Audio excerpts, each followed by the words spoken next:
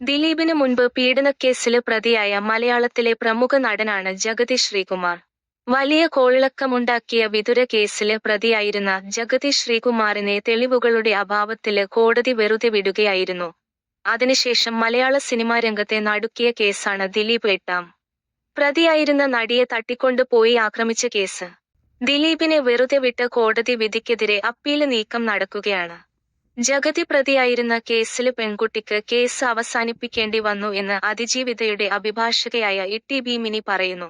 അത്തരം സ്ത്രീകള് ഉണ്ടെങ്കില് അവർക്കൊരു അപവാദമാണ് മഞ്ജു വാര്യർ.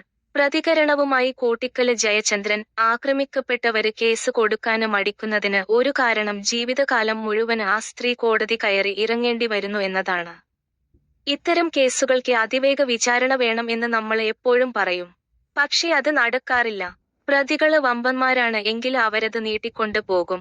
6 മാസത്തിനുള്ളില് വിചാരണ പൂർത്തിയാക്കണം എന്ന് പറഞ്ഞ് സ്പെഷ്യല് കോടതികളൊക്കെ വന്നിട്ടുണ്ട്. പക്ഷേ അതൊന്നും വേണ്ടത്ര ഉണ്ടായിട്ടില്ല.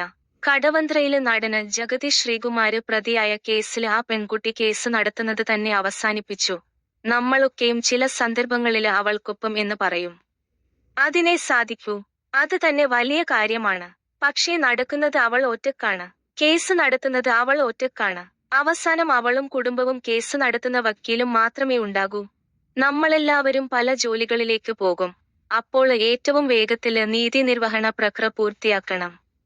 സംശയത്തിന്റെ ആനുകൂല്യം കൊടുത്ത് പ്രതികളെ ഒഴിവാക്കുന്നതിന് പകരം യഥാർത്ഥത്തില് സമൂഹത്തിന് അത്രത്തോളം ഹാനികരമായിട്ടുള്ള ഈ കാര്യം ചെയ്തത് ആരാണെങ്കിലും അതെത്ര ഉന്നതരായാലും ശിക്ഷ ലഭിക്കണം.